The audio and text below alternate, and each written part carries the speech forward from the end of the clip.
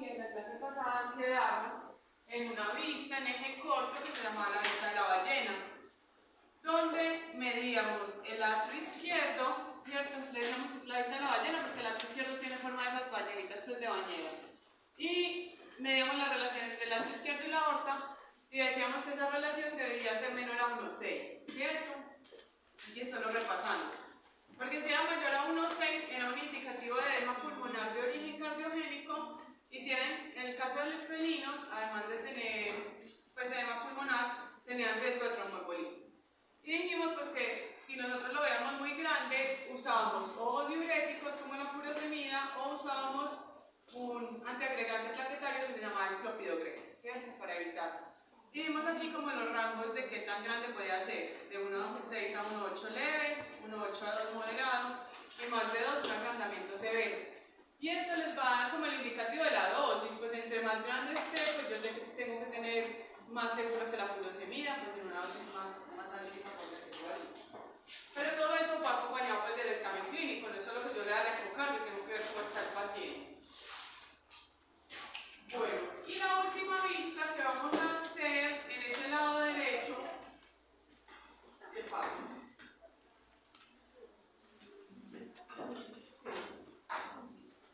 La última vista, acuérdense que estábamos poniendo el transductor en el emitórax derecho y estábamos en los ejes cortos.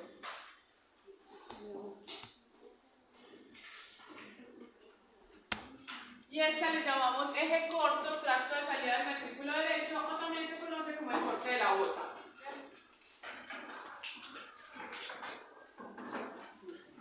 La característica era, esta es mi pantalla.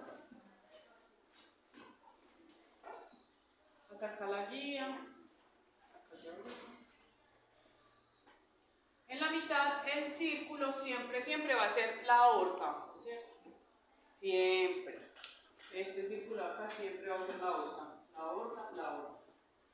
Y aquí ya debajo no vamos a ver el atrio izquierdo, sino que vamos a ver a mi lado derecho, pues al lado de la pantalla, vamos a ver la válvula pulmonar.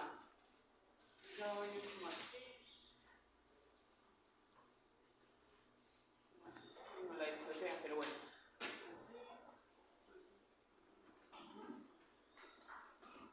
Entonces voy a tener la aorta en el centro. Al lado derecho de la pantalla vamos a tener la válvula pulmonar.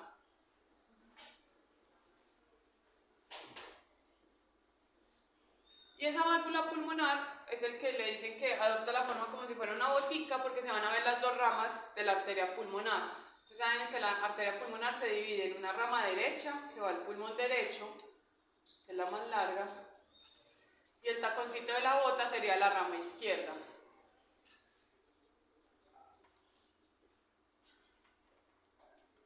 Este sería el ventrículo derecho, porque ustedes saben que la arteria pulmonar nace del ventrículo derecho, y este sería el atrio derecho si lo logran ver.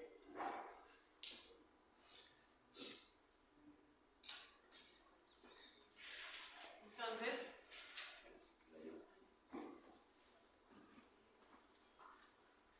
si ustedes lo ven acá, en este video lo van a ver muy bien, la aorta, la válvula pulmonar, la rama derecha y esta chiquitita es la rama izquierda. Es como lo que más me interesa que identifiquen. Mientras van dibujando ahí, vayan pensando yo qué podría evaluar en ese corte.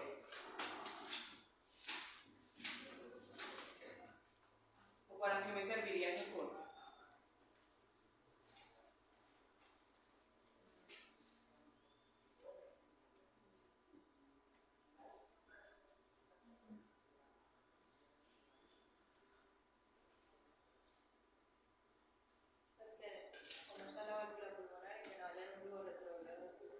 Entonces, evaluar todo lo que tenga que ver con la válvula pulmonar, ¿cierto? Cualquier defecto. Hay unas enfermedades, por ejemplo, que la válvula pulmonar nace más pequeña, estenosis pulmonar.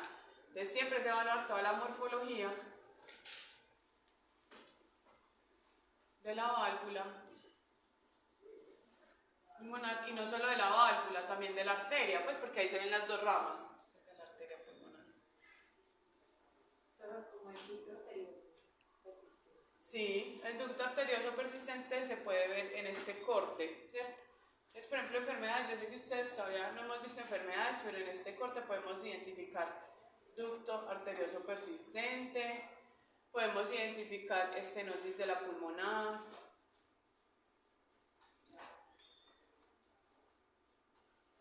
podemos detectar, por ejemplo, el gusano del corazón que le gusta tanto hacerse en la arteria pulmonar, sea la dirofilaria, también se va a ver ahí. La dirofilaria. Esas son como las enfermedades que podemos identificar en este corte. Si hay un trombo o un tumor, pues neoplasias que estén ahí.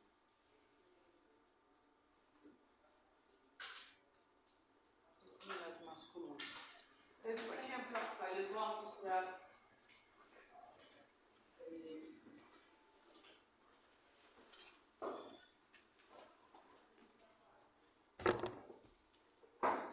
En este corte no se ve muy bien, pero ustedes ven aquí la aorta.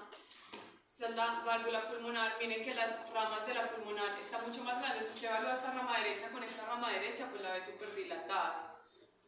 Este sería el ventrículo derecho, y si usted se pone a ver en el otro derecho, ve como unos punticos blancos. ¿Sí ve? Como si la válvula estuviera ahí jugando baloncesto con estos punticos. Espero que los identifiquen. Estos punticos blancos, todo el mundo cuando dice, ay, hay un animal que tiene una dirofilaria, pues imaginan que les va a salir el gusano ahí saludándolos. No sale el gusano. Esos punticos blancos son dirofilaria. Este paciente era un paciente que tenía dirofilaria. Ya había llegado a la arteria pulmonar, había pasado por el ventrículo derecho y ahora estaban dentro del atrio derecho, o sea, ya había avanzado mucho. Y ahí, hazla más alta, acá. Como ya pasa así. Sí, así. Ya no se ve ahí. Eso. Y bueno, hagamos una pregunta. Si ese paciente tiene aquí los gusanos en el atrio derecho, ya son muchos, ¿qué creen que le podrá pasar a ese perro o a ese gato que tiene dirofilaria ahí? ¿Qué signos podrá presentar? ¿Qué se les ocurre? Edema en dónde.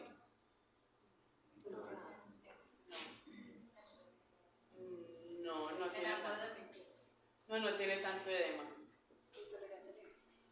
Uno puede tener intolerancia al ejercicio.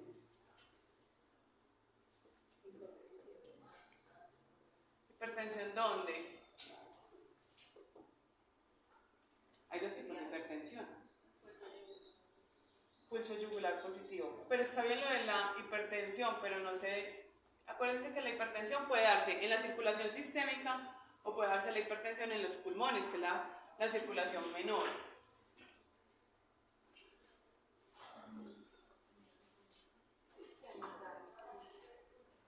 ¿En qué lado está? Está en el lado de la sistémica, de la circulación sistémica, de la circulación pulmonar. Entonces va a tener aumento de la presión en los pulmones, hipertensión pulmonar.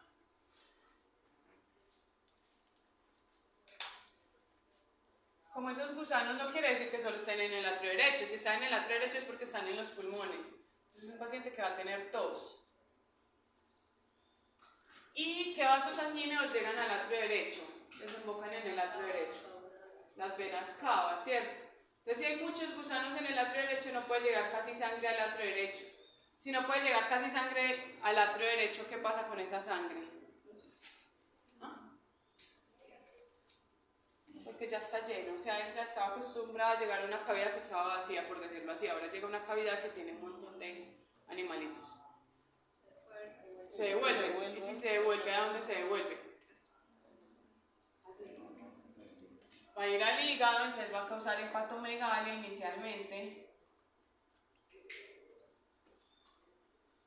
Y hay un momento en que el hígado se llena tanto de sangre, que está tan grande que ya empieza a salir esa sangre, entonces se da la ascitis. Esos son como signos de pacientes. Bueno, y puede empezar a desmayarse.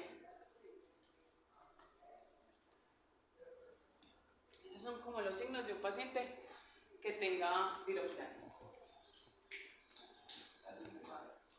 Y con eso terminamos las vistas que se hacen por el lado derecho. Ahora lo que vamos a hacer es cambiar al paciente de posición, lo vamos a poner en decúbito lateral izquierdo, o si es el caso de los caballos, vamos a girar el transductor y lo vamos a poner sobre el emitórax izquierdo. Entonces, eso es lo que vamos a hacer. Miren que yo acá acá está la cabecita del paciente, este perrito, está acostado sobre su lado izquierdo. Yo lo que voy a proceder a hacer es poner el transductor por debajo en la colchoneta sobre todo el emitórax izquierdo. Las vistas que se van a ver en esta ventana paraesternal izquierda se llaman vistas apicales. Se llaman vistas apicales porque el transductor siempre va a estar en contacto con el ápice del corazón. O sea, si yo lo pongo acá, yo lo pongo desde el ápice hacia la base. Entonces el transductor, pues de por medio está la piel y los músculos, pero el transductor está en contacto con el ápice.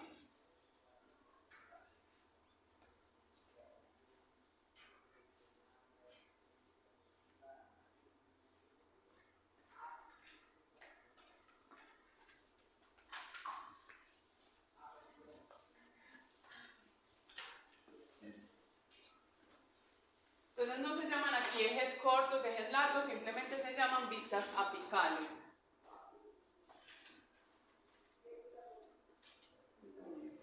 Y acá, dependiendo del número de cámaras que yo vea, lo voy a llamar vista apical 4 cámaras, vista apical 5 cámaras o vista apical 2 cámaras. Eso pues sí cambia el número de cámaras. La típica, la que uno siempre ve, se va a llamar apical 4 cámaras. Entonces se las voy a dibujar acá. Esa es la pantalla. Esa es la guía. Aquí se abre.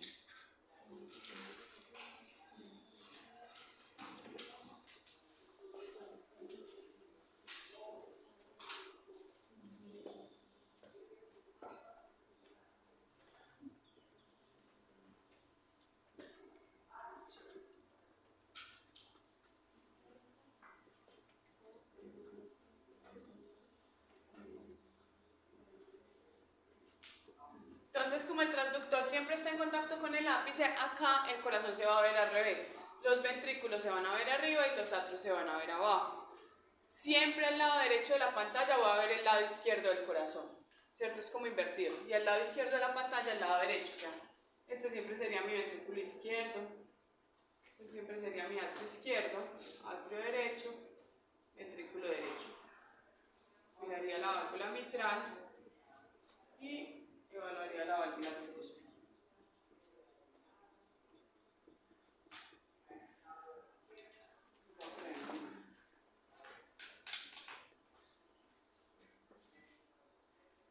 Los voy a poner también cuando ustedes dibujen para que vean.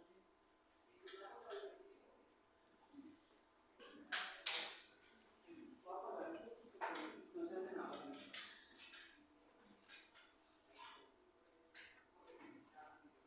Muy bien. Entonces miren que el transductor está aquí como hacia el ápice. Yo lo que hago es que pongo la mano, siento dónde está el choque precordial y ahí pongo el transductor. Nosotros sabemos que el corazón tiene esta dirección, ¿cierto? De ápice hacia base. Entonces el transductor va a entrar como por el ápice, entonces va a estar levemente ladeado. Es como en la dirección que está el corazón. Y siempre, como estamos en el lado izquierdo, pues por eso siempre debajo del transductor, que es este, va a estar el ventrículo izquierdo. ¿Cierto? Entonces miren, este sería ventrículo izquierdo, este sería mi atrio izquierdo, atrio derecho, ventrículo derecho, válvula mitral y válvula tricúspide.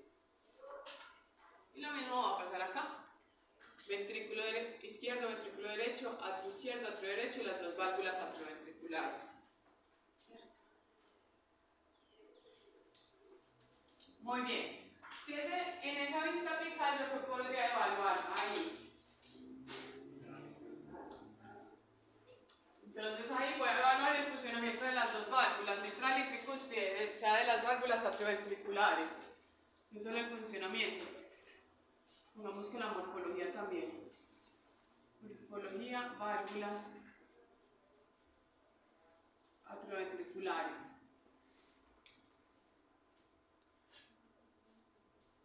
¿Qué más podría evaluar?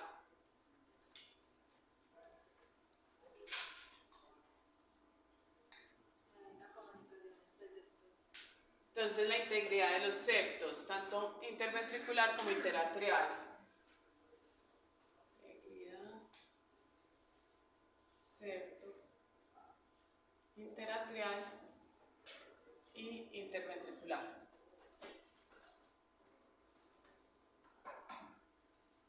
¿Qué más creen que podemos evaluar ahí?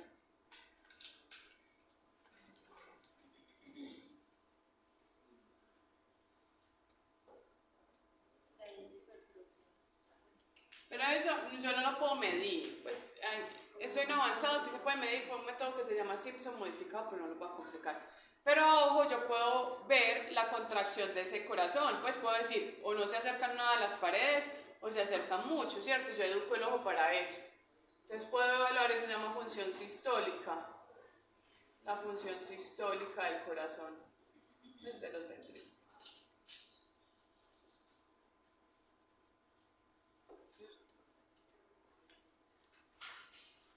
Muy bien. Ese sería un 4 cámaras. Si yo viera, lo inclino un poquito más.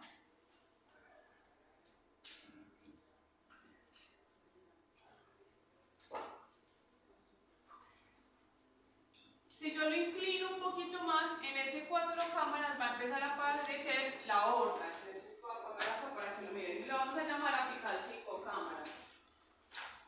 Ya lo voy a poner aquí.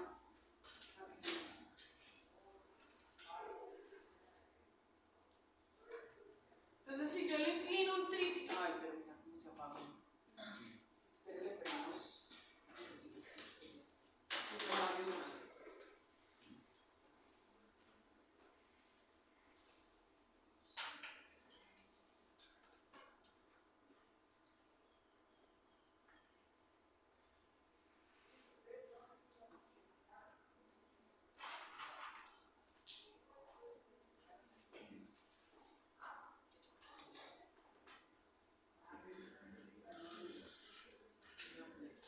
Entonces acá lo que hago es veo las 4 cámaras y lo inclino un poquito más, entonces empiezo a ver esta pequeña coquita. Esta pequeña coca que tiene una dirección o que se ve que se comunica con el ventrículo izquierdo es la válvula aórtica y empieza a ver la aorta. Incluso acá yo lo ladeé mucho más, ya ahí no estoy viendo 5 cámaras, sino que estoy viendo solo 3, pero veo todo el trayecto de la aorta, ¿cierto? Entonces vería el atrio izquierdo, ventrículo izquierdo y aorta. Y en este sí vería las 4 más la aorta, por eso se llama 5 cámaras especialmente. Ahí, por ejemplo, ¿qué podríamos evaluar? Si yo veo el tracto de salida, o sea, veo la aorta y la válvula aórtica. Todo lo que tiene que ver con la aorta. Entonces podría ver si está engrosada, si está estenosada, si hay alguna, por ejemplo, un trombo, si hay una endocarditis, si la veo muy gruesa, ¿cierto? Ahí también lo puedo evaluar. Y con eso terminaríamos pues como lo básico, las vistas. Todo lo que podemos ver en modo B. Ahora vamos a ver, ya que conocemos las vistas, las ventanas, esas son las básicas. Vamos a hablar todo lo que podemos evaluar con modo M, ¿cierto? Estábamos hablando anteriormente del modo B, ahora vamos a hablar del modo M.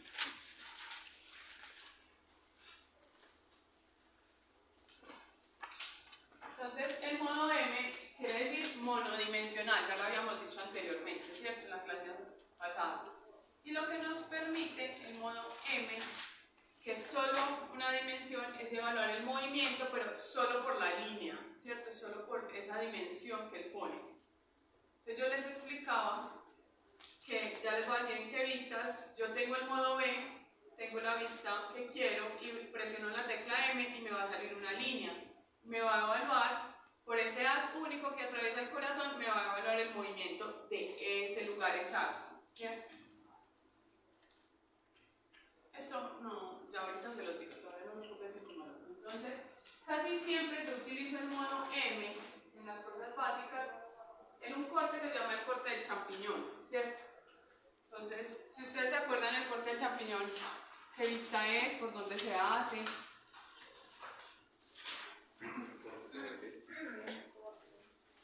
Es un eje corto en que mi tórax derecho e izquierdo. En el derecho, ¿cierto? Y lo que me permite evaluar es el ventrículo izquierdo, ¿cierto? El ventrículo izquierdo es el que adopta esa forma de champiñón.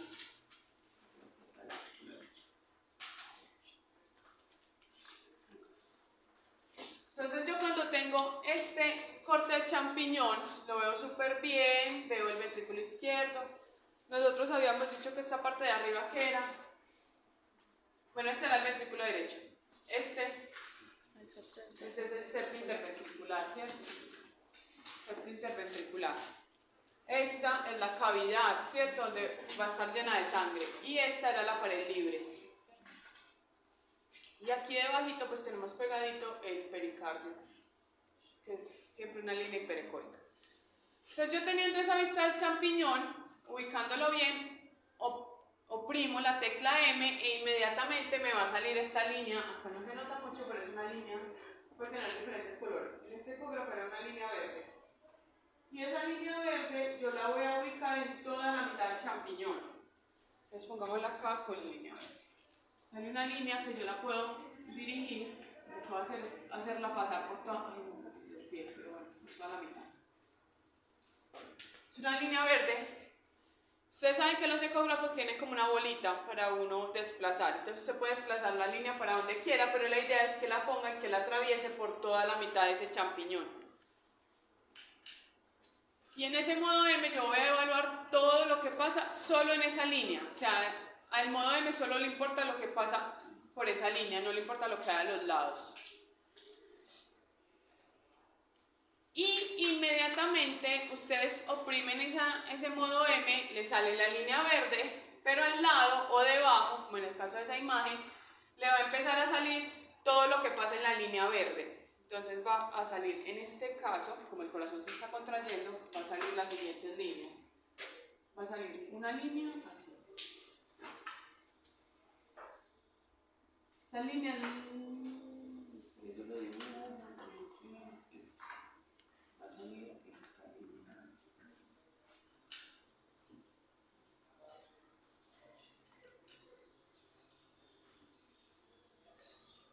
Entonces, me va a salir el septo interventricular, o sea, esto se va a ver representado en esta línea. Esto va a ser el septo interventricular. Me va a salir todo lo que pasa en la cavidad. Esto se va a ver interpretado aquí, cavidad. Y todo lo de la pared libre va a estar acá.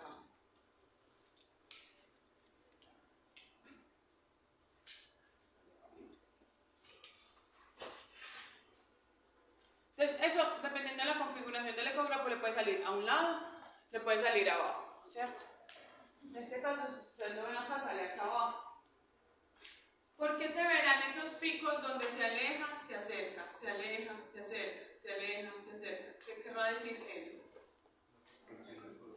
La contracción, ¿cierto? Entonces, cuando se acerca, cuando se aleja, pongámoslo acá. Este segmento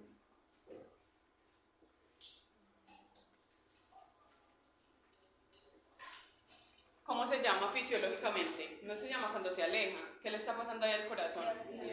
Está haciendo la diástole. Entonces esto me representa la diástole. Y cuando se acerca, me está representando la sístole, ¿cierto? Es esta parte.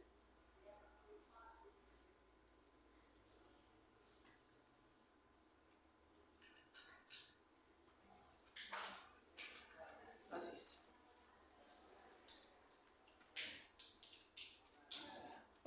¿Cuál será la utilidad de yo hacer el modo M en el corte del champiñón?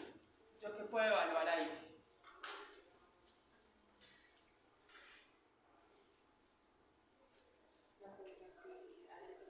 Vamos a evaluar la contractilidad, ¿cierto? Entonces, en otras palabras, la contractilidad siempre es sinónimo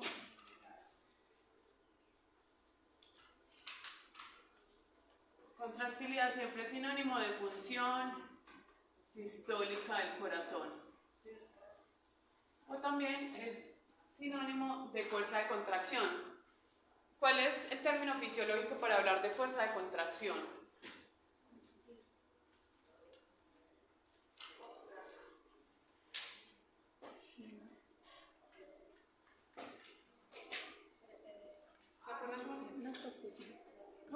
Inotropismo. Sí, se llama inotropismo.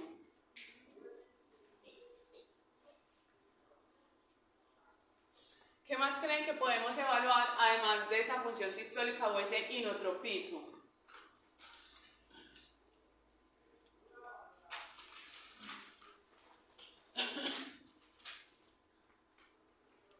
Yo puedo evaluar el tamaño, ¿cierto? Y puedo hablar de los diferentes tipos de hipertrofia, porque yo puedo medir. Entonces, digamos que usted oprime la letra M y empieza a salir esto.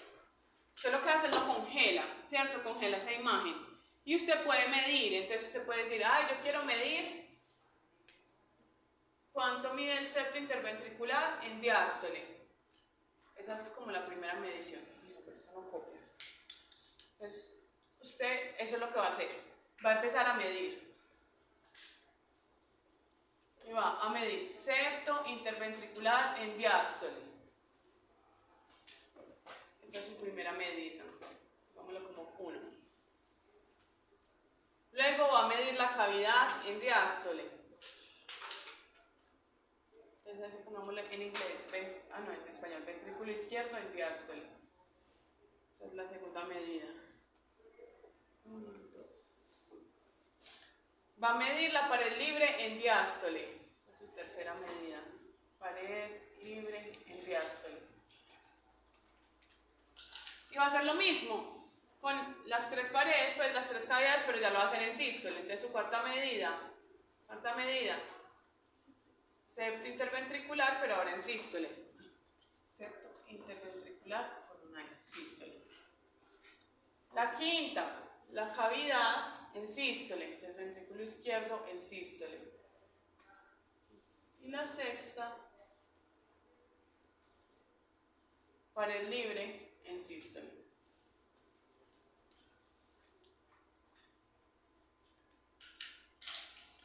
Y resulta que existen unas tablas ya establecidas para perros, para gatos y para caballos, donde le dice, bueno, si ese perro pesa 20 kilos, el septo interventricular en diástole debe medir tanto, la cavidad del ventrículo izquierdo en diástole debe medir tanto. O sea, usted estas medidas las va a comparar con unas tablas que hay ya establecidas. Y de acuerdo a esas medidas usted puede determinar si el corazón tiene alguna remodelación, o sea, tiene algún tipo de hipertrofia. ¿Se acuerdan cuáles son las hipertrofias que existen en el corazón? Entonces usted puede determinar, el corazón está normal, puede determinar, el corazón tiene una hipertrofia, pues, excéntrica, o el corazón tiene una hipertrofia concéntrica. Eso es a partir de las medidas. Y eso le va a ayudar a determinar a usted como clínica qué medicación debe utilizar. Digamos que usted diga, ese paciente tiene una hipertrofia concéntrica. ¿Se acuerdan por qué se puede dar una hipertrofia concéntrica? Por hipertensión, ¿cierto? Por el aumento de la poscarga. Nosotros siempre dijimos, si hay un aumento de poscarga, que es sinónimo de la presión, me da una hipertrofia concéntrica. Entonces, ¿yo qué medicamento debería utilizar en ese paciente que tiene una hipertensión sistémica? Una hipertensión y entonces el corazón está trabajando más fuerte. ¿Qué tengo que hacer yo? Pero el problema aquí no es porque tenga más volumen, el problema es porque su arteria está así contraída y su presión está muy alta. Digamos que la presión normal de un perro va hasta 160 y él la tiene en 200. O sea, es así. Entonces en este caso voy a usar un vasodilatador, ¿cierto? Los que se acuerdan de fármaco, ¿qué vasodilatador existe? Ejemplos. Usted no puede decir, se formula vasodilatador. Y el propietario, bueno, ¿qué? Usted tiene que poner. ¿Qué vasodilatador le puede matar? ¿Qué se les ocurre? ¿Quién se acuerda? Pero el nitroprusiato es de urgencia, ¿cierto? Y ese es intravenoso. Pero sí, también. Pero uno que usted mande para la casa. Bueno, ese se utiliza en casos de que la presión esté altísima, ya haya desprendimiento de retina o haya un riesgo altísimo de problemas en ojos. o en renales. Pero uno que se puede mandar para la casa. Pero el sildenafil es para hipertensión pulmonar, pongámoslo acá. Entonces, existen vasodilatadores sistémicos. Acuérdense, siempre se tienen que acordar de que hay una circulación sistémica y hay una circulación pulmonar.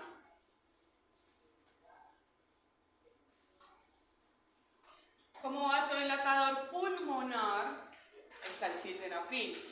Para el que no lo conozca es el Viagra. El Viagra cuando se creó, inicialmente se creó para los seres humanos que tenían hipertensión pulmonar, o sea, para todo el que tenía problemas del lado derecho del corazón. Pero se dieron cuenta que como efecto secundario colateral, pues traía lo de la disfunción eréctil, pues que les ayudaba, entonces da más plata eso que para la hipertensión. Pero hay muchos seres humanos que usan el sildenafil como porque tienen hipertensión pulmonar. Entonces en perros también se manda, eso no lo va a matar, nada de eso, porque mucha gente dice, ay, ¿cómo le mandan Viagra? No, sirve para dilatar los vasos sanguíneos pulmonares. Pero existen unos vasodilatadores sistémicos que son los que más conocemos. Vale. El losartán se utiliza en humanos, pero no es tan bueno en veterinaria, pero es un vasodilatador, sí, está bien. Pero por ejemplo están todos los que se llaman priles, los que terminan en pril. El enalapril. Hay uno que se llama benacepril, captopril, pues todo lo que termine en pril. Ya les di un ejemplo. No se acuerdan, farmacología. Sí. La farmacología la utilizamos en un todo. Están los beta bloqueadores, que por ejemplo a nosotros los seres humanos, a los viejitos se les manda mucho. Todo lo que termine en LOL, atenolol, propanolol, metoprolol, que es el que más utilizan en humanos. Y existen unos antagonistas del calcio, como el amlodipino. Y hay otro que se llama el telmisartán. Es de los sartanes, pero que en veterinaria el que funciona es el telmisartán, no el losartán. Esos son vasodilatadores sistémicos que podemos utilizar, ¿cierto? Mientras que si usted hace la medición y le da una hipertrofia excéntrica, nosotros dijimos que esta por qué daba.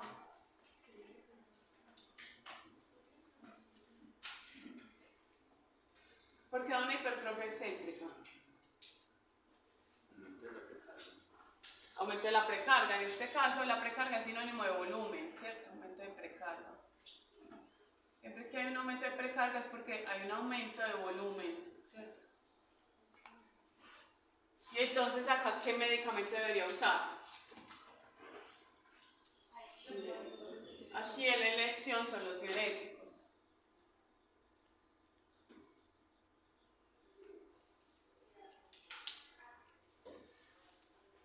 Entonces miren toda la información que le da una ecocardiografía, cómo usted orienta su tratamiento.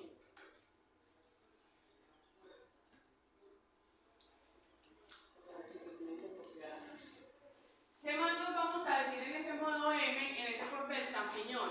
Resulta que a partir de las medidas que usted hizo, que es el septo interventricular en sístole, el septo interventricular en diástole, todo eso, se pueden sacar estas dos cosas. Pues se pueden sacar, no, usted termina de hacer las mediciones de esas 6 cosas y el ecógrafo le arroja algo que se llama fracción de eyección y fracción de acortamiento.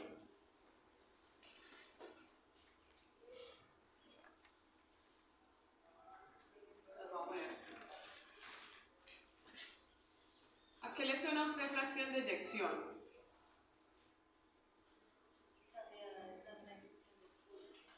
Entonces la fracción de eyección es el porcentaje, siempre se da el porcentaje de sangre que se eyecta. Porcentaje de sangre que sale del ventrículo.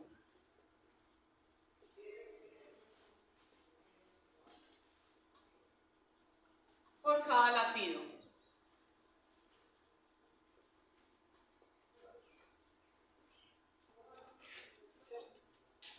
Está establecido en veterinaria que el porcentaje de sangre que debe salir de cada ventrículo por cada contracción debe ser mayor, más del 64%.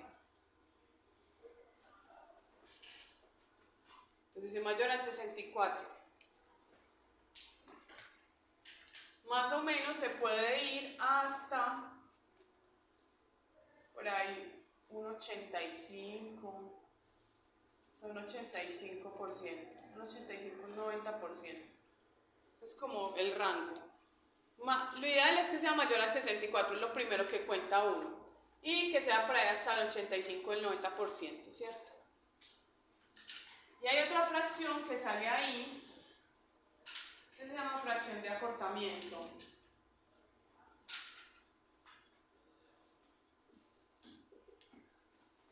¿Qué querrá decir la fracción de acortamiento?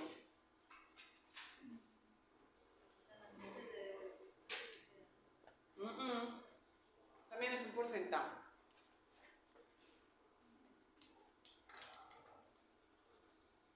¿Qué es acortarse?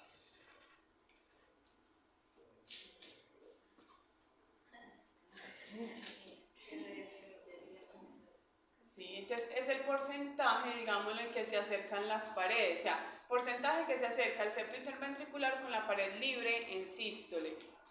Porcentaje que se acercan. Septo interventricular con pared libre en sístole.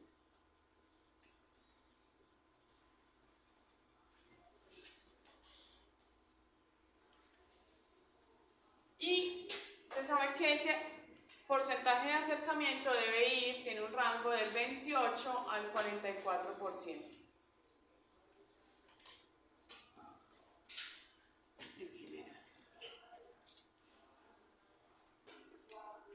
Eso es todo lo que me va a decir ahí. Entonces acá se los puse, eso es todo lo que ya vimos. En diástole lo que medimos, ¿cierto? Pues hasta acá. Yo se los puse septo interventricular en diástole. Les puse entre paréntesis esto porque en algunos equipos que vienen en inglés no le va a aparecer septo interventricular en diástole, sino que le va a aparecer estas siglas, IVSD. A muchos no les va a aparecer ventrículo izquierdo, sino que les va a aparecer esto porque es en inglés, ¿cierto? La fracción de eyección le va a aparecer al revés porque está en inglés, fracción de acortamiento en inglés, y lo mismo en sístole, ¿cierto? Eso como para que lo tengan en cuenta, ¿cierto? Ahora, como ustedes entendieron todo eso súper bien, vamos a hacer el ejercicio. Vamos a hacer el ejercicio.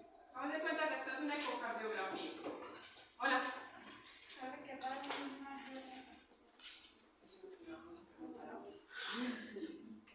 Entonces, hagan de cuenta que esta fue una ecocardiografía que ustedes les entregaron. Entonces, acá yo les puse las siglas en inglés para que se vayan acostumbrando. Les puse el valor que arrojó la medida que ustedes hicieron, pero les puse, de acuerdo al peso, digamos, de ese paciente, cuál sería el valor normal. O sea, estos serían los valores normales en diástole, este sería el valor normal en sístole. Y esto es lo que les dio a ustedes que midieron. Esta es la fracción de acortamiento y la de abajo es la fracción de eyección. Si ustedes evalúan esto, ¿qué pueden concluir? Les doy un tiempo para que piensen. ¿Qué pueden concluir que tiene ese paciente?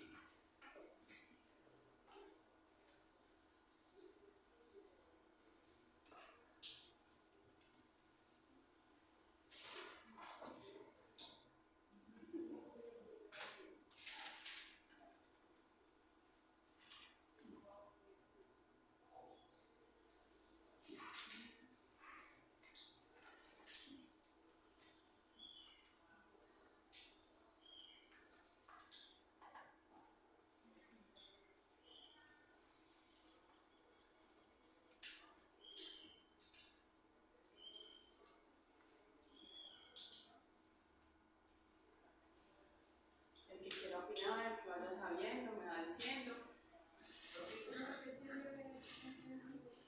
Entonces, acuérdense que es septo interventricular, este es ventrículo izquierdo y este es pared libre.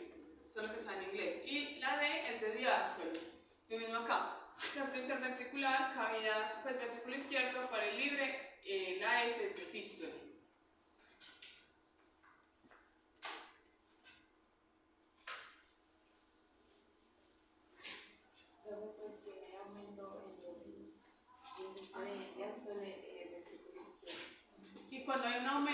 o sea, cuando esos valores están por encima de lo normal, ¿qué remodelación tiene ese paciente?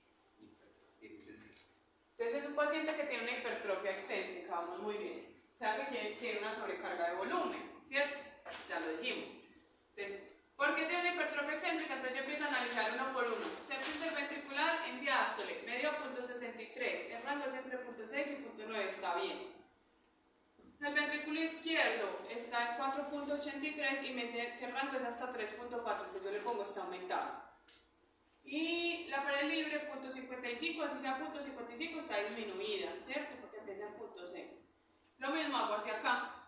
Entonces este 1.16 está normal, el ventrículo izquierdo está en 2.73 y va hasta 2.4, entonces está aumentado. La pared libre está normal, ¿cierto?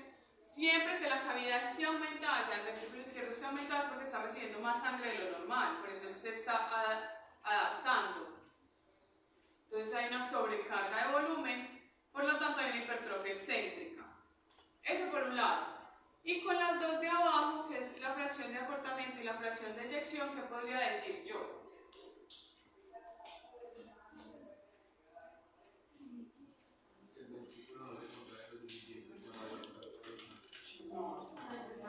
La fracción de acortamiento, ¿cuál es el rango?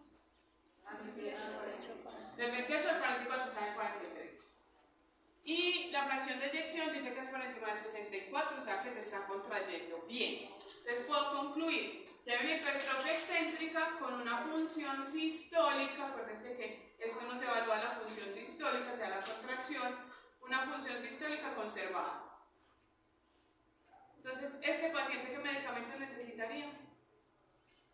Todos se los he dicho. Necesitaría un diurético, ¿cierto? Muy bien. Una furosemida, muy bien. Ya que medio saben, vamos a hacer este otro ejercicio.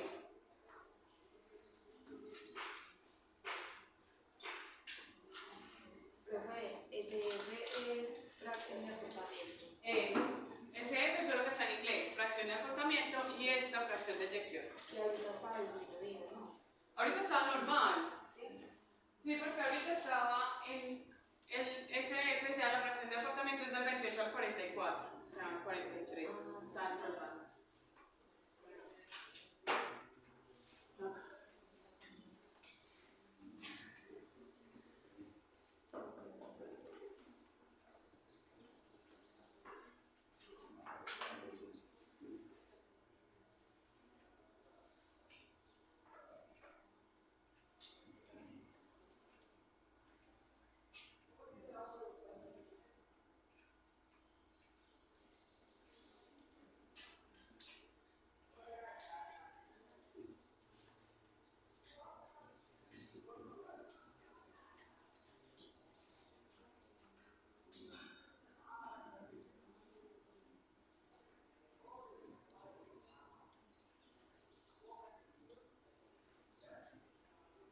¿Quién se anima a decir?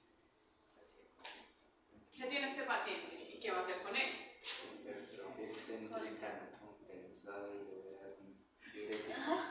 Tiene una hipertrofia excéntrica súper bien porque tiene la cavidad del ventrículo izquierdo, está aumentada de tamaño, ¿cierto? Tanto en sístole como en diástole. Las paredes, en este caso, están disminuidas, ¿cierto?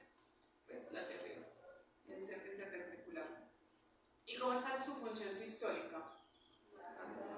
Está bajita, o sea, hay una hipocontractilidad, ¿cierto? Porque aquí dice la fracción de acortamiento está en el 19% y normalmente debe ir del 28 al 44, quiere decir que esas paredes no se están acercando lo suficiente. Entonces, la conclusión de este caso es, mi paciente tiene una hipertrofia excéntrica por sobrecarga de volumen. Yo sé que eso es una redundancia porque ya uno siempre intuye que si hay una hipertrofia excéntrica, sobrecarga de volumen, pero volvemos y lo ponemos mientras se lo aprenden. Por sobrecarga de volumen. Y adicional a eso tiene una disfunción sistólica porque ese inotropismo está disminuido, entonces tengo un corazón que está hipocontráctil.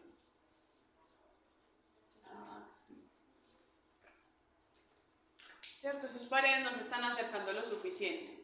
Por ende, no está saliendo casi sangre. Si yo tengo este paciente así, ¿qué signos creen que él va a tener?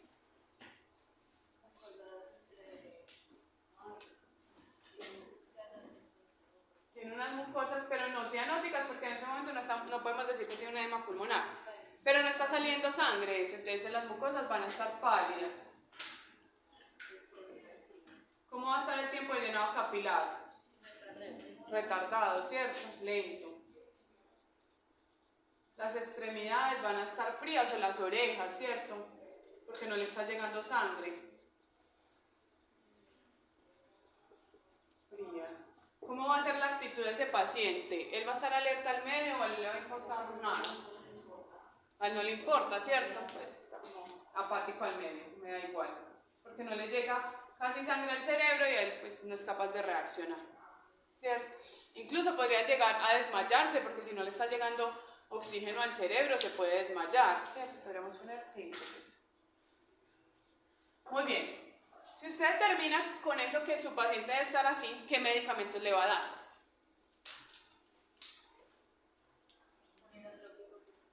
Entonces para esto le tengo que dar un inotrópico, porque es un inotrópico positivo. Muy bien, ¿cuál es un inotrópico positivo? ¿Quién se acuerda? ¿Ah? La adrenalina es cronotrópico, se aumenta la frecuencia cardíaca.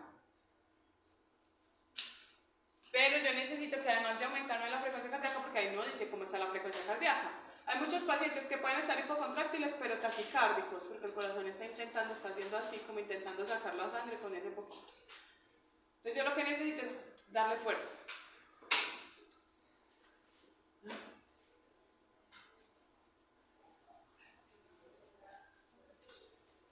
Recordemos farmacología.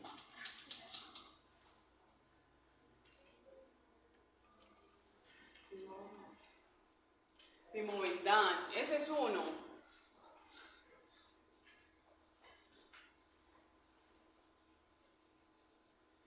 Este es uno de los que más se utiliza, se llama Pimovendan. No es solo inotrópico positivo, sino que se llama que es un inodilatador. Porque es inotrópico positivo y vasodilatador a la vez. Entonces, le da fuerza de contracción y relaja un poco la arteria para que pueda salir más sangre. Hay otro que se pone intravenoso, que es la dobutamina. En casos de emergencia lo usamos. Dobutamina. Hay otro que es la dopamina, yo no la utilizo casi, pero también se podría usar.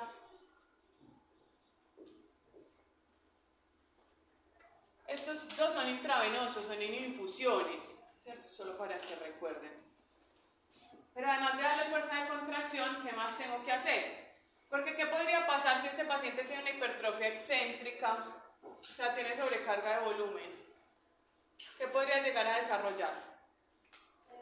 Edema, ¿cierto? Entonces yo debo evitar, siempre que hay sobrecarga de volumen se puede desarrollar un edema pulmonar o una ascitis. Entonces, siempre voy a mandar un diurético. Ya sabemos que siempre sobrecarga de volumen es sinónimo de diurético. Oye, así ven. Y vamos a hacer nuestro último ejercicio. Ya se le cogieron el tiro. Este es nuestro tercer ejercicio. Profe, la hipocontractibilidad es porque está menor la fracción de acortamiento. Y la deyección, las dos. Sí. Es que generalmente si baja una, baja la otra. Generalmente. No hay ningún caso que no esté normal y la otra. La mayoría de ellas siempre van en la misma dirección.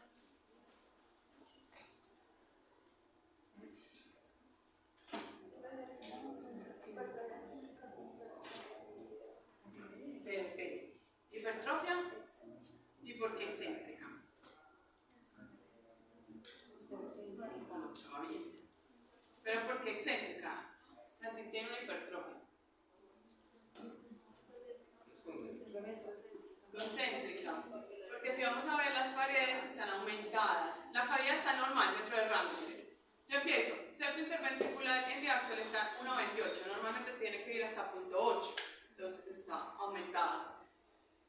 El ventrículo izquierdo en diástole está en 2.83 y va de 2.3 a 2.9, está dentro del rango, casi que en el límite superior, pero está dentro del rango. La pared libre está en 1.3 y debe ir hasta 0.8.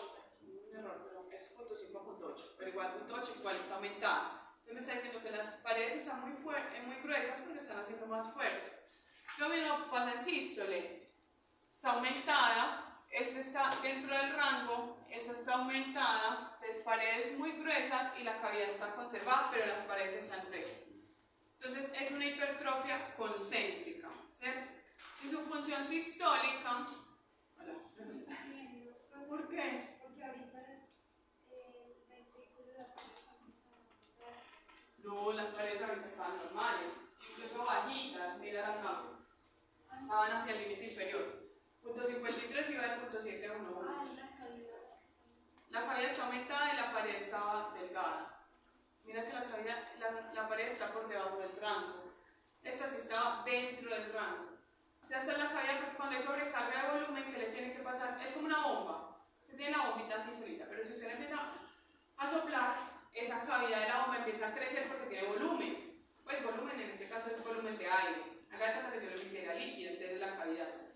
Pero damos de cuenta que usted empieza a aumentar, a levantar pesas. Usted no va a aumentar el volumen, usted va a aumentar la masa. Entonces en la hipertrofia concéntrica se aumenta la masa.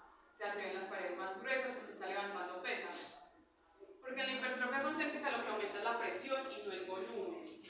Es ahí donde eso es lo que les va a hacer entender. Que no aumenta volumen y como aumenta volumen es como una bomba, ¿cierto?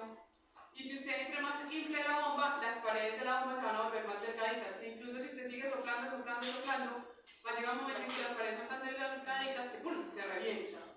Eso no le pasa al corazón, pero podría. Entonces, en cambio en presión, él está levantando pesas, entonces lo que va a aumentar son las paredes, ¿cierto? Porque él está tratando de bombear contra algo que está haciendo fuerza para que no bombee sangre. por eso aumenta las paredes, que aumenta también la tracción de acortamiento.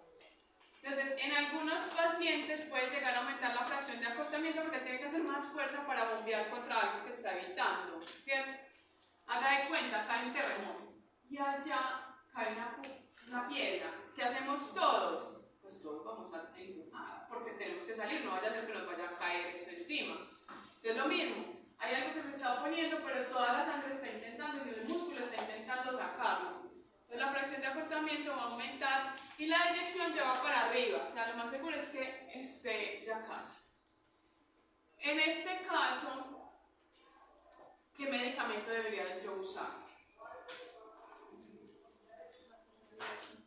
Tengo que utilizar un vasodilatador, ¿cierto? Porque tengo que hacer que disminuya la presión en la arteria, o sea, tengo que bajar la presión para que ese músculo no tenga que hacer tanta fuerza para bombear. Entonces aquí no me sirve un diurético, me sirve un vasodilatador. Muy bien. Eso, principalmente de las cosas básicas, en modo M yo lo utilizo para eso, ¿cierto? Ahora vamos a hablar del Doppler color, vamos a empezar a hablar de los Doppler. Vamos a empezar con el color.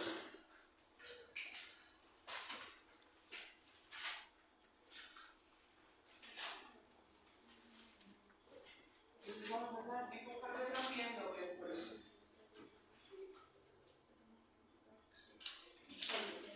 Entonces yo les dije al principio, como lo hicimos como un resumen, cuando hablamos de Doppler color, en este modo se utiliza el color para determinar el sentido de la sangre, ¿cierto? Hacia dónde va la sangre. Y por regla internacional se ha dicho que el rojo es todo lo que se acerque al transductor y azul todo lo que se aleje del transductor, ¿cierto? Si ustedes no se acuerdan, el transductor siempre va a estar, me voy a adelantar un poquito, el transductor siempre va a estar representado por estas letras, pues por una letra o por algo, y siempre en cardiología el transductor o esa señal transductor va a estar a la derecha de la pantalla. Es esta, es esta. Entonces todo lo que se acerque a las letras va a ser rojo, todo lo que se aleje de las letras va a ser azul.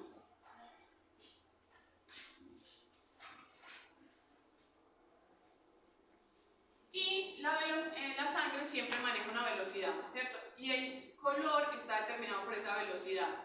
Entonces uno siempre debe manejar una escala, eso se lo pone, cuando usted pone Doppler color inmediatamente al lado, yo les voy a mostrar ahorita, le sale una escala de velocidad. Y va a decir, la escala, nosotros normalmente la vamos a manejar entre 65 y menos 65 centímetros por segundo. Miren que la sangre se mueve bastante rápido. En el caso de los gatos, que se mueve mucho más rápido, la escala la debemos subir entre 90 y menos 90 centímetros. ¿Qué está diciendo? Más 65 es lo que se acerca al transductor, entonces si está positivo se va a ver muy rojo, si está hacia menos 65, o sea, se está alejando, es azul. ¿Por qué se debe manejar en esas escalas? Porque si yo pusiera una escala bajita, digamos que pusiera una velocidad de menos 30 y más 30, se empezarían a ver como la combinación de todos los colores, ¿cierto? Entre más alta la ponga, mejor definido se va a ver el color. Cuando vemos varios colores, es porque hay una turbulencia de la sangre, ya sea porque la sangre se está devolviendo, ya sea porque la sangre está pasando por un lugar que no debe, ¿cierto? Entonces ya sea porque hay una estenosis, porque hay una insuficiencia valvular o hay una comunicación entre algo, ¿cierto?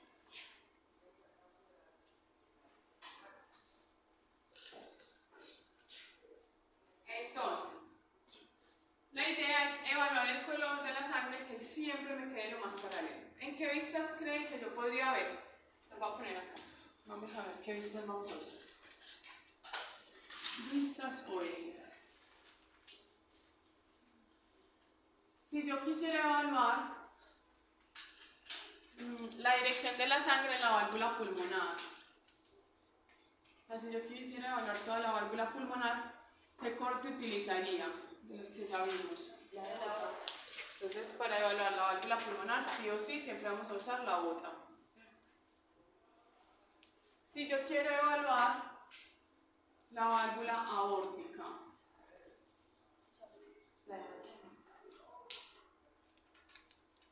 se debe ver así que el flujo salga. Entonces puedo utilizar apical 5 cámaras o incluso puedo utilizar la longitudinal del tracto de salida del ventrículo izquierdo, solo para pues Doppler color.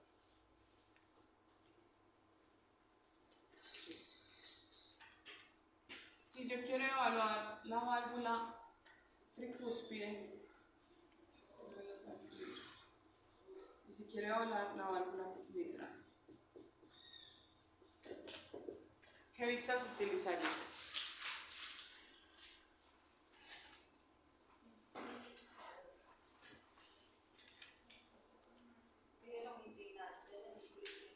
Es una opción para la válvula mitral, para la válvula tricúspide es una opción. También puedo poner longitudinales del ventrículo izquierdo,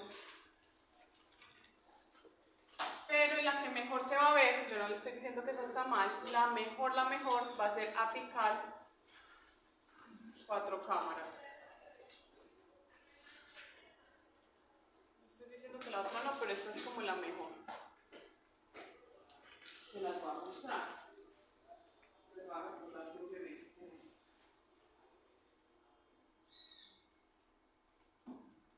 Miren que yo en esta apical 5 cámaras yo puedo poner Doppler color e inmediatamente va a ver la sangre como se va por la aorta, ¿cierto? Si yo pongo una apical 4 cámaras, el flujo de la mitral me va a quedar muy paralelo y el de la tricúspide también.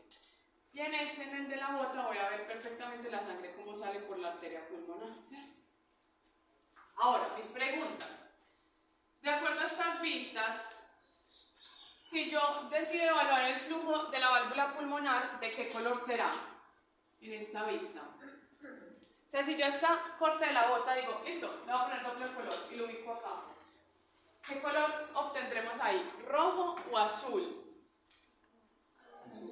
Azul, porque se va a alejar, ¿cierto? Va a pasar del ventrículo a la arteria. Entonces este siempre va a ser azul. Vamos a ver que si tiene mucha velocidad, en la mitad voy a ver amarillo, pero va a predominar el azul. Si yo evalúo la aorta en este apical 5 cámaras, ¿qué color voy a obtener? Es el de allá, el primero. ¿De dónde a dónde va a pasar la sangre? Este es mi atrio izquierdo, este es mi ventrículo izquierdo, esta es mi aorta. Y yo pongo doble color. Del ventrículo izquierdo a la aorta. Entonces, ¿qué color? Azul. Entonces, la aorta y la pulmonar siempre se van a ver azules. Ya saben, si tiene demasiada velocidad, el centro va a ser amarillo, porque es una velocidad exagerada. Pero si no, va a ser azul. Y si yo evalúo mitral y tricúspide en apical 4 cámaras, ¿qué color voy a obtener? En esta. Digamos que yo diga, voy a poner doble color y pongo aquí. Las va a ver rojas porque siempre la sangre se va a acercar del atrio al ventrículo, ¿cierto? Entonces se acercan los transductores. Entonces aquí va a ser color rojo.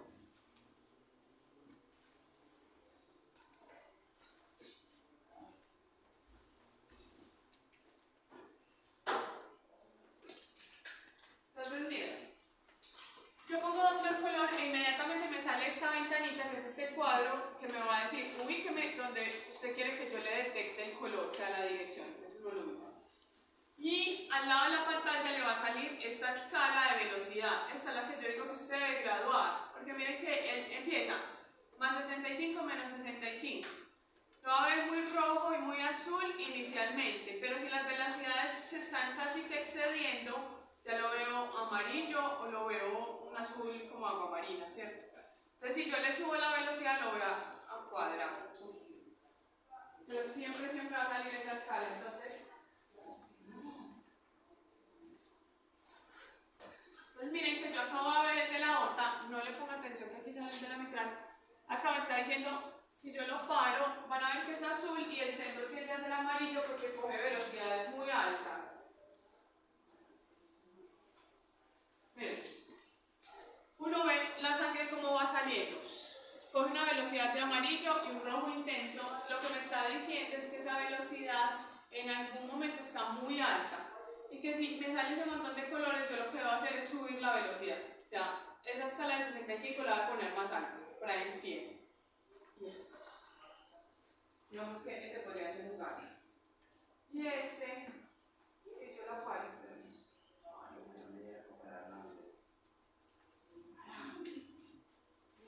ahí. Miren que la mayoría es azul, pero también tiene un reflejo de amarillo porque azul me está diciendo, evidentemente se está separando, pues se está alejando, pero está cogiendo una velocidad más alta a 65. Entonces yo lo que voy a hacer es subir un poquito la escala, pero me está diciendo pues hacia dónde va. Y lo mismo, esta por ejemplo es tricúspide. Yo en tricúspide la estoy viendo principalmente roja, ¿cierto? Porque se está alejando. Lo voy a poner rojo. Principalmente es como ese rojo naranja. El mitral es principalmente rojo. Vale. Este azul se alcanza a ver es porque coge algo de la aorta, pero es principalmente rojo. Igual pues en la práctica lo vamos a ver mucho menos. Y miren cuando tenemos alteraciones. Por ejemplo, esta tricúspide me estaba cerrando bien. Y miren que ahí yo lo que voy a ver hacia el atrio es una turbulencia de colores. Así pues de todos los colores. Y lo mismo si la pusiera en mitral.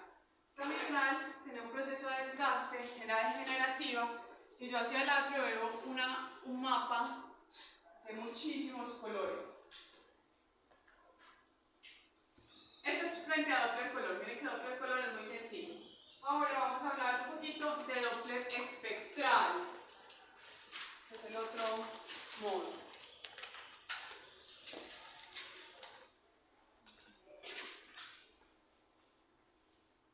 Entonces, en Doppler espectral hay dos tipos, pero ¿cuál es la función del Doppler espectral?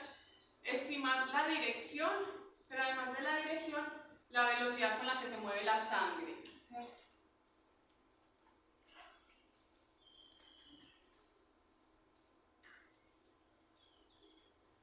Y esa velocidad siempre se va a estimar en una de estas dos escalas, o en centímetros por segundo o en metros por segundo, ¿cierto?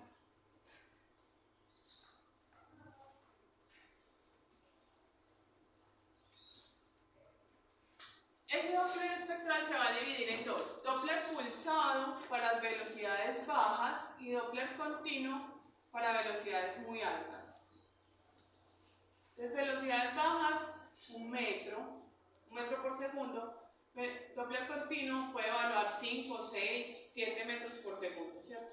Entonces, Doppler pulsado, velocidades bajas; Doppler continuo, velocidades altas.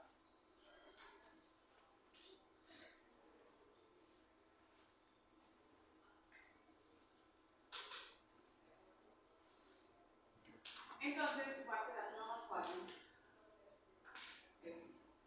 Vamos a evaluar la velocidad que tiene el flujo aórtico y la velocidad que tiene el flujo pulmonar. Entonces, vamos a poner aorta. Para yo estimar la velocidad con que se mueve la sangre en la válvula aórtica o en la arteria aorta, siempre lo voy a estimar en apical 5 cámaras.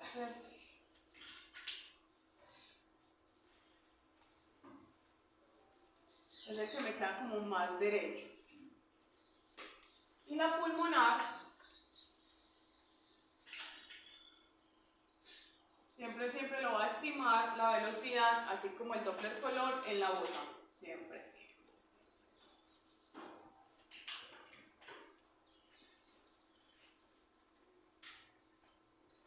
Entonces, uno lo que hace es, tiene ubicado, digamos, este era un apical 5 cámaras. Yo tengo ubicado acá, no se ve muy bien, pero acá tengo ubicado el flujo de la aorta.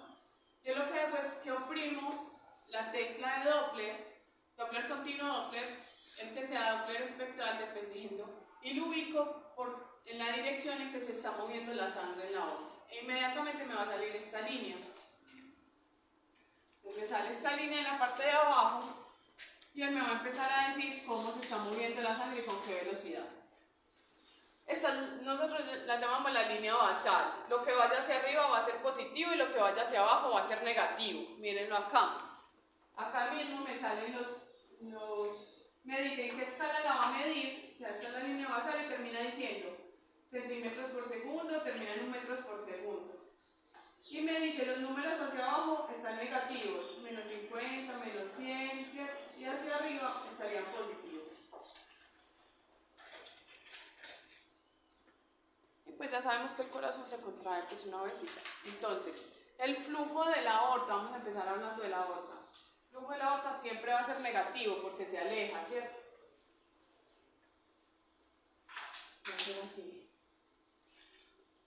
Y siempre va a tener, eso le dicen como una forma de cuchillo. ¿Qué es forma de cuchillo? Acelera muy rápido, tanto que se ve recto. Yo lo logro hacer. Y desacelera muy lento, entonces se va a ir viendo así.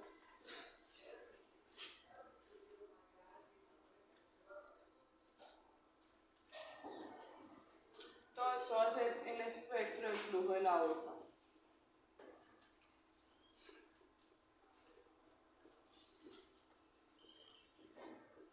La velocidad de la aorta siempre como máximo. Eso no quiere decir que todas tengan que llegar hasta ahí, pero su máximo es de 200 centímetros por segundo, máximo. O si le sale metros, sería de 2 metros por segundo.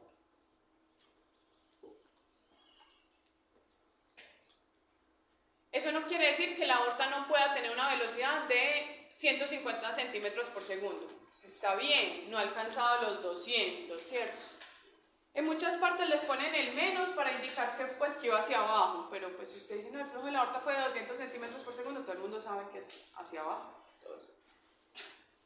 Mientras que el flujo de la pulmonar también es negativo, pero no es en forma de cuchillo, sino que el flujo de la pulmonar es en forma de V, o sea, tiene el mismo tiempo de aceleración y el mismo tiempo de desaceleración. O sea, es en forma de triángulo. Acelera igual que desacelera. Ese es el de la pulmonar. Es en forma de triángulo. A este lado siempre le vamos a llamar la aceleración. Y a este lado la desaceleración.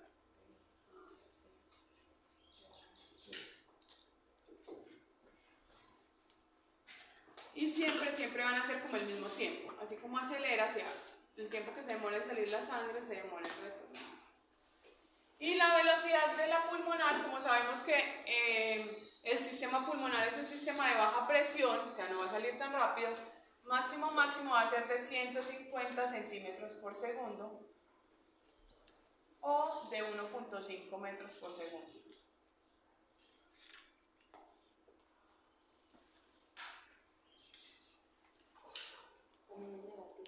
Sí, siempre va hacia abajo. Entonces se le pone el negativo si quieren, o pues, hola.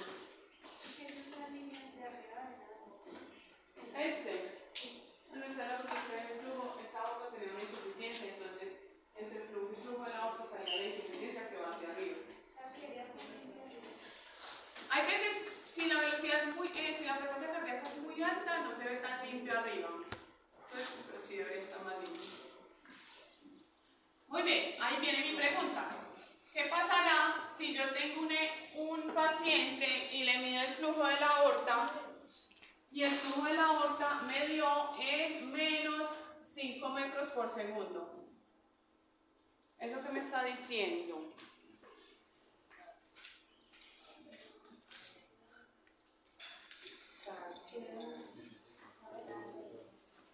No se ha disminuido. Si es máximo 2 metros por segundo, está en 5 metros. Está aumentada. Está aumentada la velocidad con que sale la sangre, ¿cierto? ¿Y por qué puede estar aumentada la velocidad con que sale la sangre? Por un aumento de la presión. Aquí es el efecto de la manguera. Siempre les digo, acuérdense de la manguera. Usted tiene su manguerita y está lavando su carro. Normalmente la sangre viene y sale así, sí, ya. ¿Qué pasa si usted le pone un dedo a esa manguera? Usted llega y pone su dedito aquí. Sale con más fuerza, pero no sale más agua, ¿cierto? Se alcanza más lejos el chorro, pero no sale más agua. Lo mismo pasa acá. Es el efecto de la manguera. Si esa velocidad está aumentada es porque tiene un dedo esa aorta. Usted se va a inventar. El dedo puede ser una estenosis, puede ser un tumor, puede ser un trombo. O sea, hay algo que está evitando que la sangre salga. Se está poniendo a la salida de la sangre. Entonces, en este caso, siempre que esté aumentada es porque está aumentada. Todo lo que se opone a la salida de la sangre, ¿cómo se llama? Fisiológicamente. Una estenosis se está poniendo, pero en general, a lo que yo digo fisiológicamente, que yo les definí como todo lo que se opone a la salida de la sangre se llama la poscarga. Entonces, siempre que esté aumentada la velocidad de la pulmonar o de la aorta, cualquiera de las dos, es porque tengo un aumento de poscarga.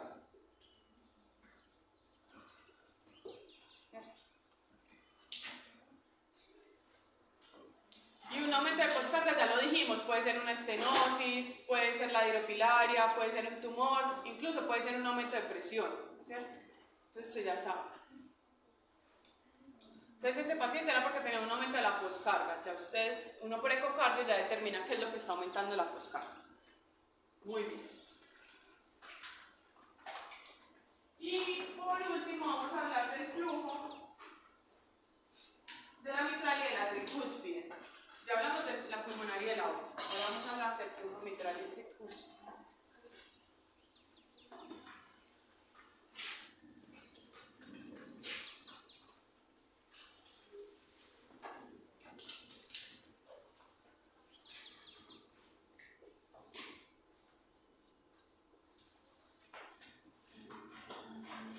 Estos flujos ya dijimos que siempre se van a evaluar en aplicar 4 cámaras. Es el mejor.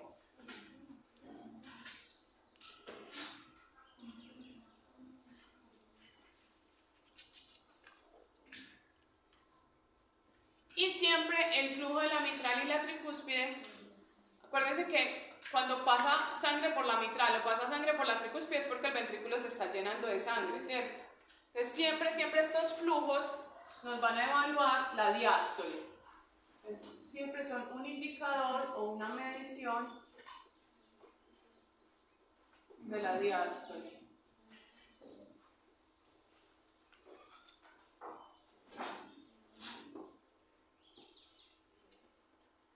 Y ustedes sí se acuerdan de las fases de la diástole, ¿cierto?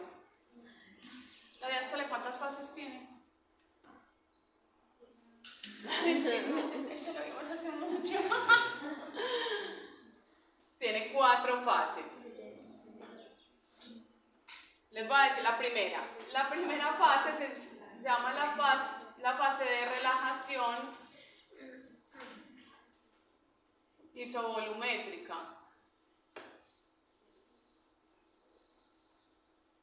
Es el momento en que el ventrículo se relaja para bajar su presión por debajo de la del atrio, ¿cierto? Él se relaja, pero todavía no está fluyendo sangre. Solo él se está relajando porque siempre, no solo en cardiología, en todo, los fluidos, sangre o el aire siempre pasan de mayor presión a menor presión. Entonces, para que la sangre pueda fluir desde el atrio al ventrículo, el ventrículo tiene que bajar su presión por debajo de la del atrio. Y eso pasa en la relajación isovolumétrica. Una vez se relaja y su presión baja por debajo del atrio, ¿qué pasa? ¿Cuál sería la siguiente fase? Empieza a llenarse, ¿cierto? Porque bajó tanto por debajo de la del atrio que ya la válvula mitral se abre, la válvula tricúspide se abre y hay una diferencia de presiones y la sangre empieza a fluir muy rápido hacia el ventrículo. Entonces esa fase se llama llenado rápido.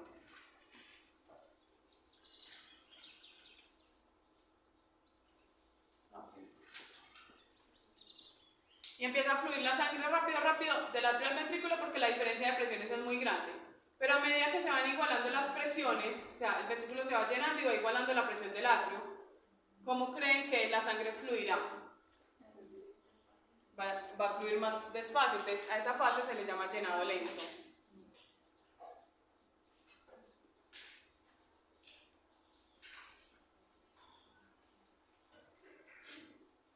Entonces, empieza a fluir esa sangre ya entre el atrio y el ventrículo, no se llena tan rápido, porque se están igualando las presiones. Entonces lo que iba muy rápido, empieza a fluir más lento y las válvulas empiezan a sentir que como que el ventrículo se va llenando y ya no está pasando casi sangre porque están igualadas las presiones, entonces las válvulas, ya sea mitral o tricúspide, se empiezan a cerrar. Pero todavía no se ha llenado de todo el ventrículo. Hasta acá, les voy a mostrar. Entre estas dos fases solo se ha llenado, se llena un 70 o un 80%. Todavía le falta llenarse. Entonces, ¿qué creen que pasará? La válvula mitral y el tricúspide empiezan a cerrarse, pero todavía falta el 20% del llenado. ¿Quién termina de llenar al ventrículo? Exacto. Entonces, la válvula mitral y tricúspide están a punto de llenarse, de cerrarse, pero el ventrículo no se ha llenado, entonces el atrio se contrae y la válvula se vuelve a abrir. Entonces, ahí, esa última fase se llama la sístole atrial.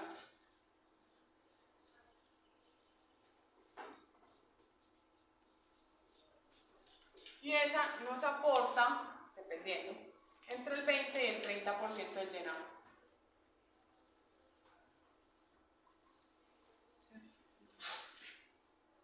Y ahí sí ya se llenó todo el ventrículo y ya las válvulas sí se cierran. Entonces se dice que en la diástole las válvulas se abren 2 veces. Esta se abre, atrioventriculares y aquí vuelven y se abren. O sea, se abren 2 veces. Pues no aquí es que se cerran de todo, sino que hacen así. Por eso, cuando uno evalúa el flujo de la mitral o de la tricúspide, siempre va a haber 2 ondas, porque son las 2 aperturas. Siempre se las va a comparar.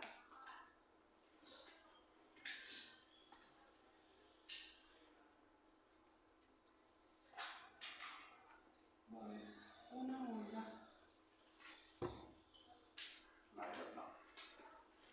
Miren que en aorta y pulmonar solo veíamos una onda y ya. En mitral y tricúspide siempre la diástole va a estar representada por 2 ondas. La primera onda se va a llamar la onda E. La segunda onda se va a llamar la onda A.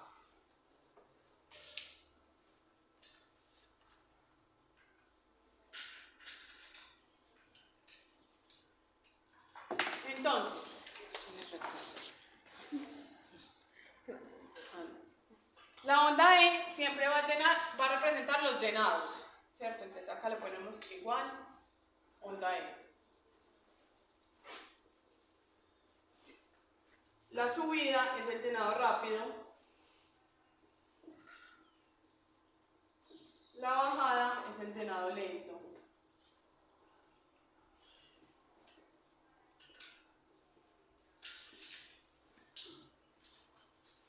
Y la sístole atrial va a estar representada por la onda A.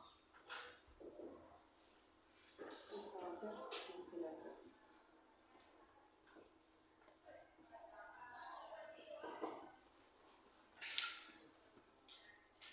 Entonces, la onda E representa el 70 al 80% del llenado porque son los llenados. La onda A representa la sístole atrial, o sea que es del 20 al 30% del llenado.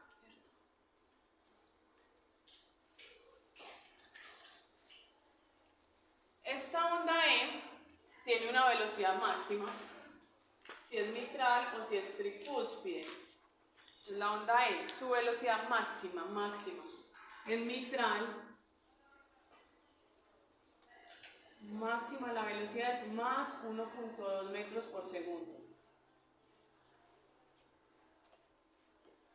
Y en tricúspide es de 0.8 metros por segundo. Esa es la velocidad máxima que debe tener. Si ustedes llegan y hacen el flujo, pues hacer el flujo es muy fácil. Usted simplemente pone, hunde la tecla, ya que hagamos la práctica, hunde la tecla de Doppler espectral, ya digamos, como esto tiene velocidades altas, usted dice, va a poner Doppler continuo. Y eso le sale y usted lo ubica ahí en todo el flujo de la mitral, o sea, en las dos valvitas de la mitral. Y eso ya empieza a registrarte. Usted lo empieza a registrar, usted lo congela y viene y pone acá, dice medición, velocidad, y mide la velocidad de la onda. La máxima velocidad de la onda en mitral debe ser de 1.2. Si usted llega y la mide y el ecógrafo le dice 1.6 metros por segundo, está aumentada. ¿Eso qué quiere decir? Siempre que se aumenten son signos de congestión, pues es un indicador de congestión. Es un indicador o que va a haber edema pulmonar o que va a haber ascitis, dependiendo del lado que sea. ¿Sí?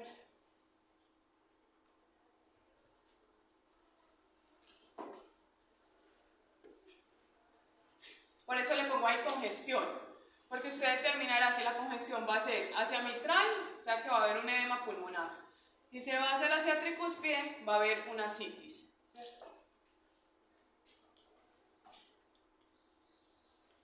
Y lo último que va a hacer es medir también la velocidad de la onda A. O sea, usted se para aquí y mide la velocidad, pues pone la velocidad. Y siempre que uno tiene la velocidad de la onda E y la onda A, el ecógrafo automáticamente las divide, hace una relación. Que se llama la relación EA. O sea, le divide la velocidad de la onda E, siempre la divide por la velocidad de la onda A, siempre. Y esa relación debe ir entre 1 y 2. Digamos que divida, aquí le dio 1.2 metros y aquí le dio, es que no quiero poner 0.6, digámosle que 0.8, le da entre 1 y 2, ¿cierto? Siempre esa división entre la velocidad de la onda E y la velocidad de la onda A le debe dar entre 1 y 2. Si le da por debajo o si le da por encima es porque hay una alteración de la diástole, es porque ese corazón no se está relajando. ¿Cierto? ¿Por qué? Porque esto es un indicador, una medición de la disfunción diastólica.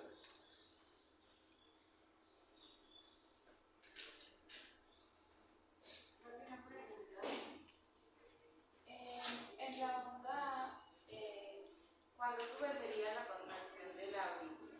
Todo, tanto cuando sube como baja.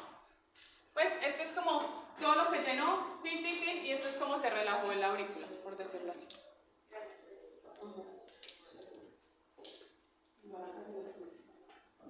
Muy bien.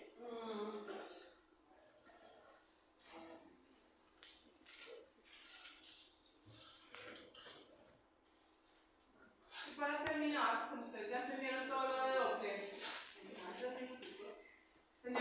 Doppler, aquí les traigo un ejercicio. Ya hicimos el ejercicio con el modo E. Ahora vamos a hacer el ejercicio con el Doppler. Cuando ustedes hacen Doppler o les entregan una ecocardiografía y que dice mediciones Doppler y le sale así: válvula pulmonar, válvula aórtica, válvula mitral y válvula tricuspide. Esto fue lo que yo medí. Yo no les voy a pedir que analicen todo, pero sí que analicen. Bueno, ahí está en negrita, lo que pasa es que no se ve tanto. Pero si a usted le sale esto, usted empieza a evaluar uno por uno y me va a sacar una conclusión. Intenten hacerlo. A ver qué conclusión me pueden sacar ahí.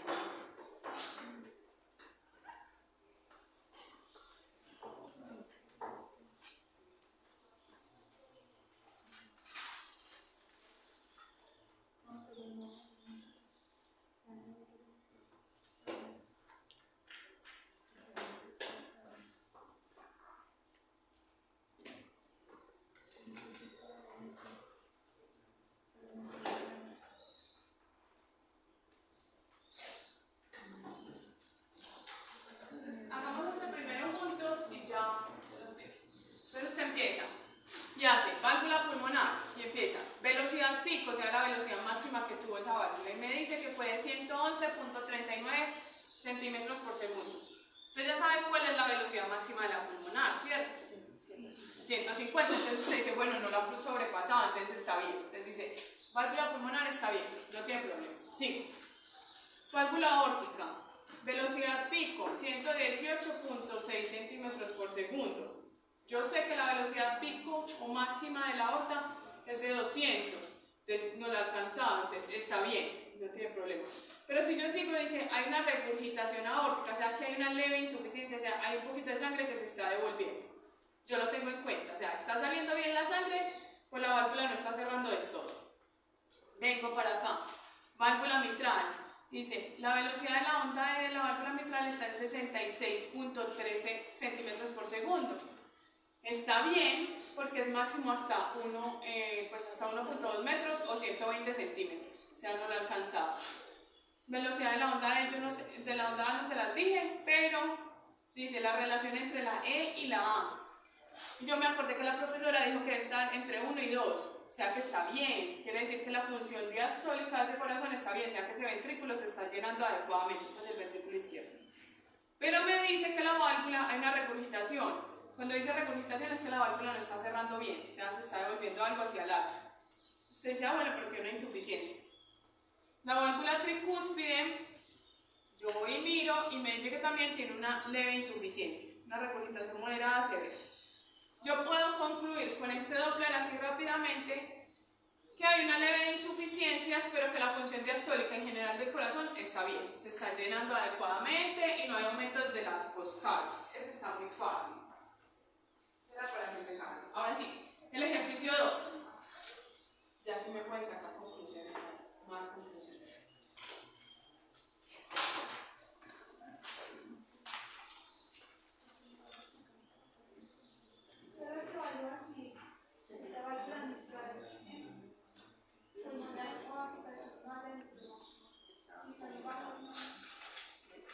Pues por ahora no.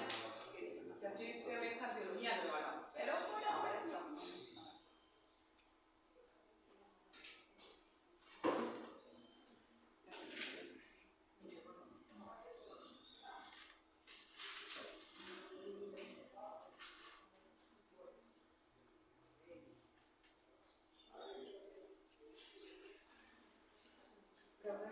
Hola.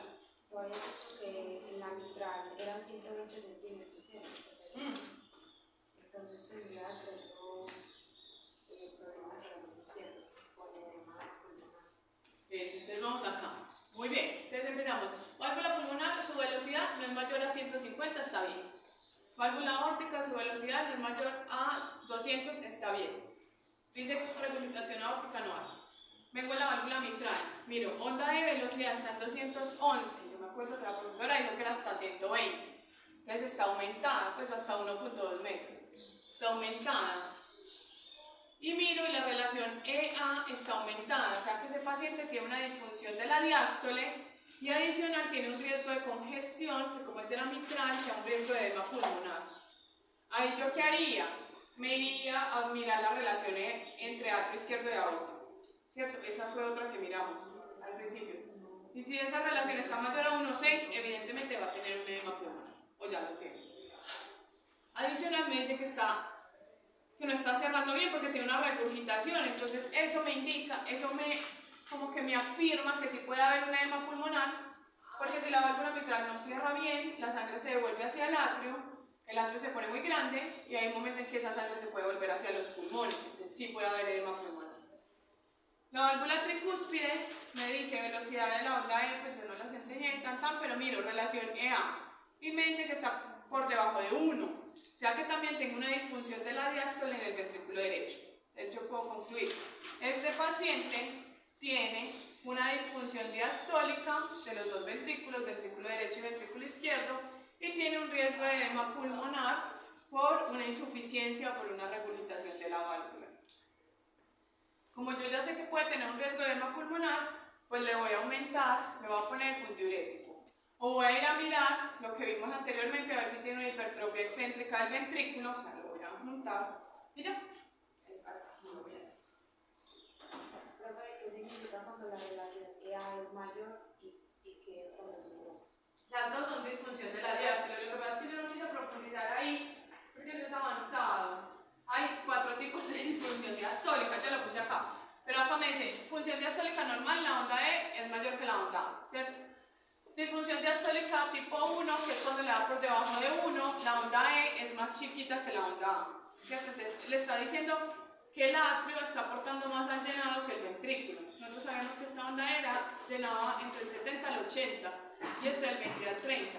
Aquí está diciendo que es invertido, ¿cierto? Ya sea porque el ventrículo es más rígido o esta es avanzada. Y esta dice que la onda es demasiado alta y la onda es muy pequeña, o sea que el ventrículo está aportando más del 80% al llenado, mientras que el atrio no está aportando nada. ¿Por qué? Porque el atrio está muy grande. Son diferentes tipos de disfunción. Lo que pasa es que por ahora me dice no los complique tanto. Muy bien, y vamos a hacer este otro.